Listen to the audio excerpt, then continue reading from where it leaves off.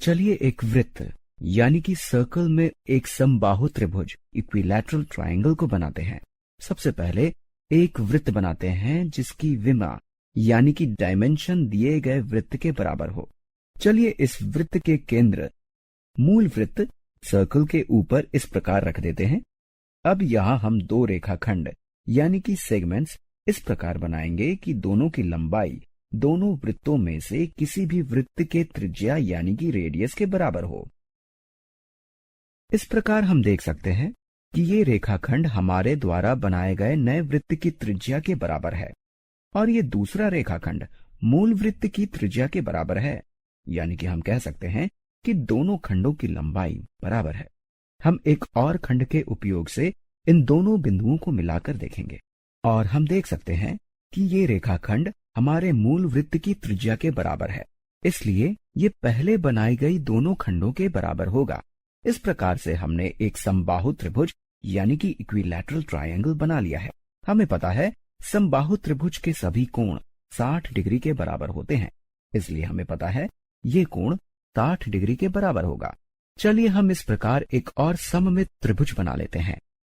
तो हम कह सकते हैं कि इन दोनों किनारों के बीच का कोण भी 60 डिग्री के बराबर होगा, इसलिए ये अंतः कोण यानी कि इंटीरियर एंगल अगर हम इन्हें जमा करें तो 120 डिग्री के बराबर हो जाएगा। अगर ये कोण 120 डिग्री का है तो हम कह सकते हैं ये चाप यानी कि आंख भी 120 डिग्री के बराबर होगी। अब हम देख सकते हैं कि ये त्रिभुज का 1/3 हिस्सा है। अगर हम इन दो बिंदुओं को इस तरह से जोड़ते हैं तो इससे हमें समबाहु त्रिभुज का एक किनारा मिल जाता है। ये चाप इस पूरे वृत्त का 1/3 हिस्सा है। चलिए इसी प्रकार त्रिभुज का दूसरा किनारा बनाने के लिए हम इस वृत्त को यहां से हिलाकर यहां तक ले आते हैं ताकि ये दोनों बिंदुएं इस वृत्त को काटें। हम इस रेखाखंड को यहां से ले आते हैं और इन दोनों बिंदुओं को मिला देते हैं और इस प्रकार हम देख सकते हैं कि ये चाप भी 120 डिग्री के बराबर हो जाएगी। इस प्रकार हमने समबाहु त्रिभुज का दूसरा किनारा भी बना दिया है।